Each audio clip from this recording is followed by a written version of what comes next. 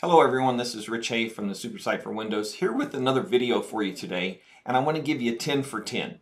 As you know, a few weeks ago Microsoft started the rollout of the Windows 10 Creators Update, the third major feature update for Windows 10 since it was first released back in July of 2015. This update's slowly rolling out. Some of you may have installed it yourself manually. We gave you instructions on how to do that on the Super Site through the Media Creation tool or through the Windows 10 Update Assistant. And now, as of the 11th of April, it's rolling out via Windows Update in a very staged and steady paced rollout so that there's no problems. In fact, a blog post from Microsoft last week pointed out that they'd really rather customers wait for the release to come to their device because it'll be based on their hardware ID and information like that to make it a smoother upgrade process.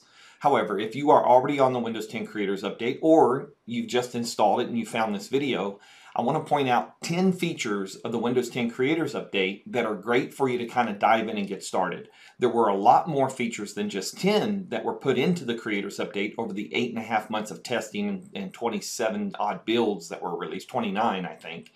But this is a great way to kind of dive in, find out some of the new stuff that's in there and put it to use as you get ready to discover the rest of the upgrade and what's available to you. So starting from the top, I want to start with two features that are part of Windows Update this cycle. A lot of complaints have been made over the year and a half, almost 20 months that Microsoft's Windows 10 has been out about the ability to control updates. And although for home users, I don't have a whole lot more news for you. You still have to do telemetry, you still have to take updates. And for pro users, there's been some features added that allow you to defer upgrades or updates. But these are specifically things to help you control those unexpected restarts that a lot of people complained about in Windows 7 that would just start your system or want to start your system over at the worst possible time. So let's dive into the control panel, or what we call Windows Settings now, the modern control panel, Windows Settings, where they're migrating everything. So let's open this up and we're going to go to Update and Security. And the first thing we're going to look at here is active hours. Now, active hours previously was limited to 12 hours, so you could set a 12-hour window on your system that your system would not restart if there was an update that required a restart. You'd get a warning, you'd get an alert, hey, we've got an update for you, you didn't want to restart now or wait, and you could choose to wait. But now you can actually designate an 18-hour period of the day that your system is off limits to restarts for this type of stuff. So you just come to the Windows Update status page, click on Change Active Hours, and then you can make it a maximum of 18 hours. So I'm of the mind that most people have a window of 6 hours that they should be able to block off their system for updates. If you require your system to be running 24/7, you're not running the right version of Windows. So for consumers, this is a great opportunity for you to designate a window of time that your system can be restarted without your permission and without your knowledge and without disrupting your work, basically, is what it does. So this is active hours extended to 18 hours. The other change that happened is under restart options, and specifically the show more notifications. I call this verbose mode.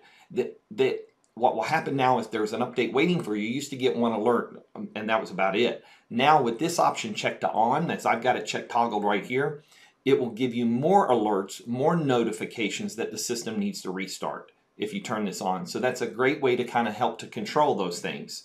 And so it will be more proactive in letting you know, hey, we have a restart for you. What do you want to do? Instead of just getting one notice for it. All right. The next thing I want to talk to you about is personalization. There were a couple key personalization options that were made in the Windows 10 Creators Update. I want to point those two things out to you. So under personalization, you now have, under colors, you now have the ability to pick a custom color right down here. And what's great about this custom color applet is that you can click anywhere in here and pick your favorite color or pick your shade that you want, or anywhere in this bar. You can slide this slider back and forth to change the variation of the color to get a different tone. And this kind of previews what it will look like in different modes on your system. But if you click the More button, you have an option to enter the RGB value of the color you want, the HSV value, or you can enter the HTML code. Well, if you've ever worked with HTML, you're familiar with the color codes, and this is another way to do that as well. So custom colors, custom accent colors are now available to you in the Windows 10 Creators Update. And then the other thing I wanted to show you is themes. This, Windows 7, Windows Vista before it, had very robust theming. I worked a lot and talked a lot with the folks that handled the themes at Microsoft because I was lucky enough to have several of my own photos integrated into some community themes. Well, those themes are now an integrated part of Windows 10 Creators Update, and you can come right here to get those themes and to control the background, the color, the sounds, what your cursor looks like. You can save your theme. If it's a custom theme, there's an option to save it, so you can always have that. And of course, this syncs. If you use a Microsoft account, this information is one of the options you can sync between devices so that everything can look very similar. If you're looking to get a theme, there's some already here that you can apply, or you can click this link right here and the Windows Store will open up, and you will then have access to what was, last count, 160 different themes that allow you to choose customizations for your system. Some of them include sounds, some include cursors, some include backgrounds. So there's a lot of variation on what you can do. But as you can see, there are a lot of options here. And every one of these community showcases, several years ago during Windows 7 days, Microsoft solicited inputs for photos for these themes. And you know, if you're lucky enough you got picked, and like I said, I've got a handful of mine that are in some of these themes, and it's kind of cool to see them back and to see them in full use again with Windows 10 Creators Update. So like I said, lots of options. You can set this up with anything you want, whatever your preference is, and you can get access to these different themes just by going to the control panel, to the personalization options, the themes page, and then clicking on the link in the store. All right, and then it downloads just like a store app. It will download and then it will be available to you on the system to go set as active. All right, the next thing is dynamic lock. I want to point this out to you. I've done a video on dynamic lock, but I want to point this out to you in this video as well so you can just be aware of it. But if you go to accounts, and then it is sign-in options. And it's funny, dynamic lock is not a sign-in option. Dynamic lock is a sign-out option, actually. Some people call it Windows Hello. But here it is, dynamic lock, right here in the sign-in options on the accounts pages in the Windows setting sign-in options category. But if you click this on, you can then pair a Bluetooth device, a phone, a wearable, something that you will routinely pick up when you walk away from your computer, and you can then use it and will dynamically lock your system. So when that Bluetooth signal is lost or becomes so weak, the system after about a minute will lock itself. So it's going to be dependent on security in your company and your work environment, things like that. It's going to be varying how effective this will be. But it's just a handy little feature that if you're always going to walk away with that wearable or that phone in your pocket, this could be an option you can activate. Then if in case you forgot to lock your system, then it will lock it for you after a short period of time. So it's a pretty neat feature. Some people are calling this Windows Goodbye because of Windows Hello logs you in, Windows Goodbye logs you out. All right. Nightlight. This is probably one of my favorite features in Windows 10 in the Creators Update. Let me find the option here. And of course, I've forgotten where it's at. Oh, there it is, right there at the top of the display one. Okay, so you come into Windows Settings, System Display, and right here you will find an option for Night Life. If you click it on, it's on, and the default settings, it works from sunrise to sunset. And this is the setting I'm using on all my devices. I'm using it on my phone, I'm using it on my laptops, I'm using it on my desktops, because this will automatically turn on Nightlight. And what Nightlight does, it's kind of like Flux. You've heard of Flux for mobile devices and things like that. It takes the blue light out of your computer screen, which is known to kind of stimulate your brain. And if you're doing that late at night, it stimulates your brain and causes issues for you getting to sleep. So by removing the blue light, it will then give you the warmer colors and not activate those areas of your brain, and therefore make it easier for you to go to sleep. So this is a great feature. It's easy to set, and like I said, you can manually turn it on and off, but my recommendation is you just set it to be scheduled as the night light and you use sunset. It does have an option right here that you can set your own hours. So if you have a specific window of hours you know that would work for you, then set them to those. But be careful that you want your brain to kind of expect night. That's why sunset is a great time to do it, because it allows your brain to adapt that that's nighttime, and so those colors will be gone and won't be actively stimulating your brain.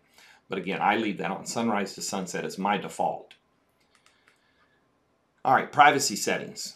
You know, privacy has its own entire category. Microsoft did make some changes with the Windows 10 Creators Update, and specifically the out-of-box experience. So whether you are installing the Windows 10 Creators Update through Windows Update, through the Media Creation Tool, through the Windows Update Assistant, whether you're doing a clean install or an upgrade, the first thing you're going to see when that system is upgraded or installed is a page of questions about privacy. And this is a much more robust page. It's got several more questions on it than the previous versions did. And it asks you your desires when it comes to certain privacy settings, and you can adjust them there. But even if you don't choose to turn something on or off at that time, you still have access to this privacy category. And it's grown. It's now got 1, 2, 3, 4, 5, 6, 7, 8, 9, 10, 11, 12, 13, 14, 15, 16, 17, 18 different categories now. So it's grown by a couple categories. Things have moved around a little bit and it's been streamlined, and you'll find that there's a lot more links here to the privacy statement from Microsoft, about tools to manage what's in the cloud and what Microsoft knows about you.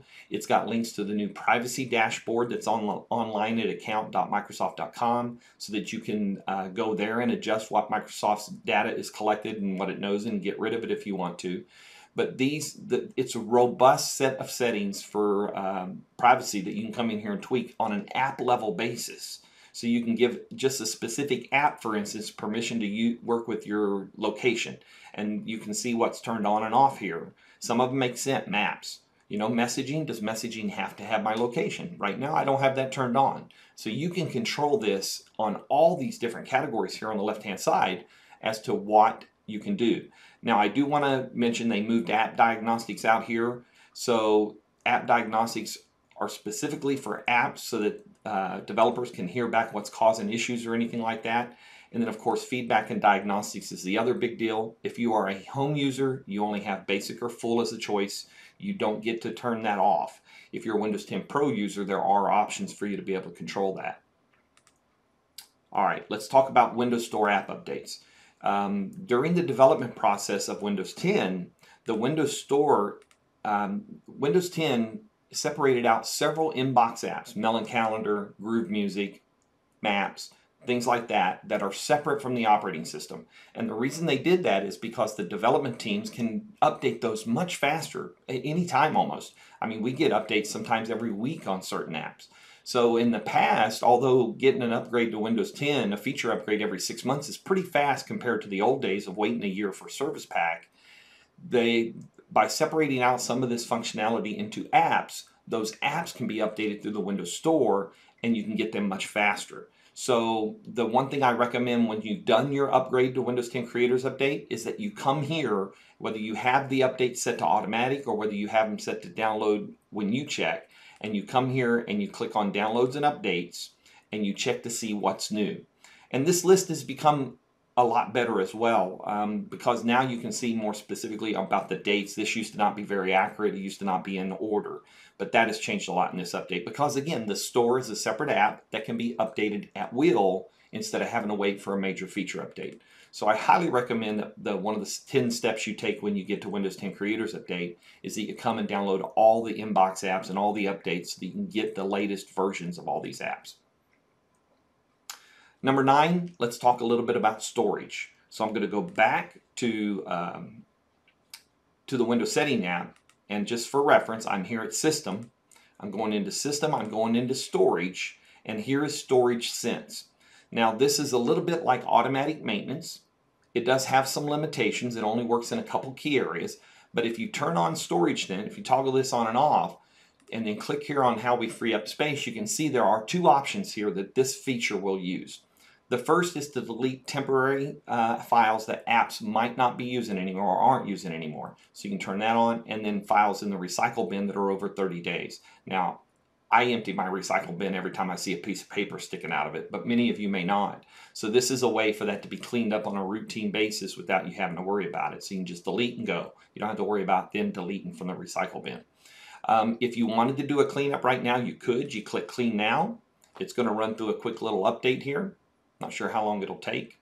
And this will free up those files, empty that space, and give you that space back on your hard drive. A feature like this is really important these days when you have devices that are low storage devices like 16 and 32 gigabyte tablets, and you need that space to be available so that you can use the system and function with that.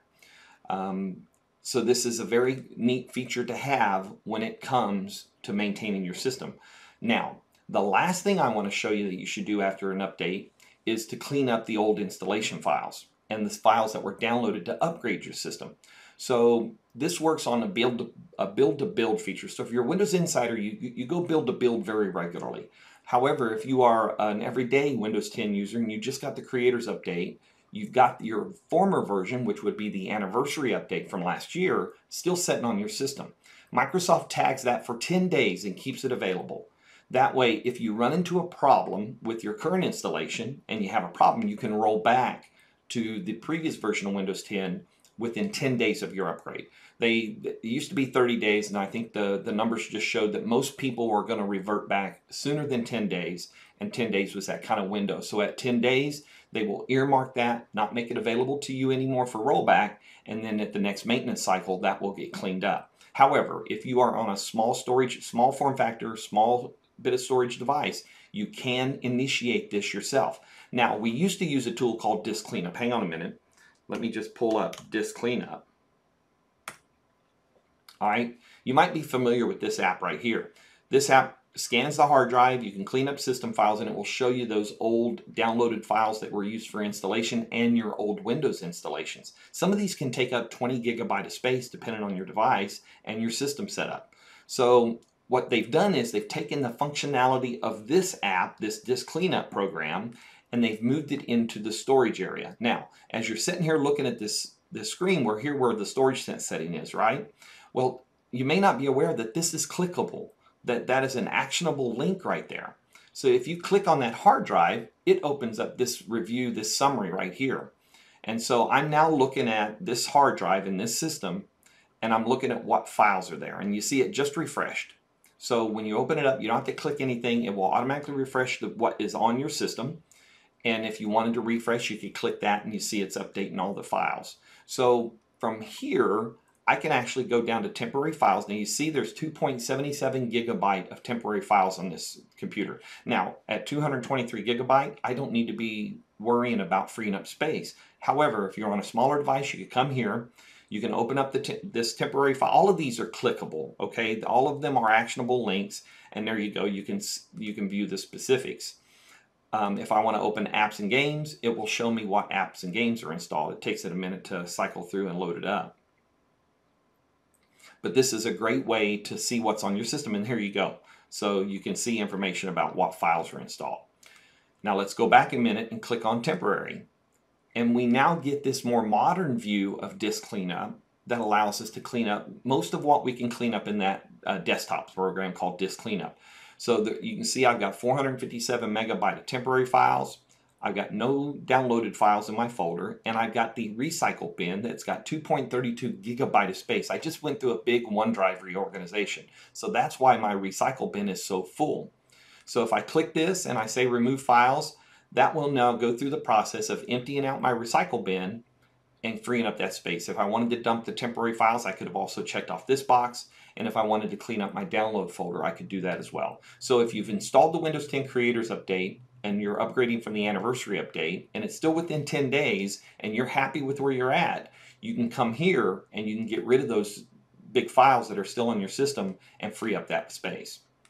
All right, so there you go. That's 10 for 10. 10 things you can do when you install the Windows 10 Creators Update without any other knowledge. You can go in there and check out these 10 things, turn on these features, and use them to your advantage. Now, there's much more to be seen in the Windows 10 Creators Update, so I highly encourage you to get in there and start poking around. Look through the Settings app. Look through things on File Explorer and the different inbox apps and find out and learn what's new about the system, because they really have this being the third major feature update for Windows 10, it is a solid upgrade in my opinion. It's running on every device I have in my house, except for one where I'm testing the new Insider builds for Redstone 3, which is the next feature update. So it's a solid upgrade. The biggest caution, and this is what Microsoft was putting out earlier this week, is that if it's not being if you're not an advanced user and it's not being offered to you via Windows Update, sit tight. It's going to come your way. It's going to trigger and give you the update. So just take care of being patient and waiting for it to come, and you'll have the opportunity. In the meantime, Make sure you visit winsupersite.com and read all of our Windows 10 Creators Update coverage, watch our videos, and see all the other content we have available for you to help you learn what's coming in this update. So until next time, I want you to stay safe out there and keep your system up to date. Take care.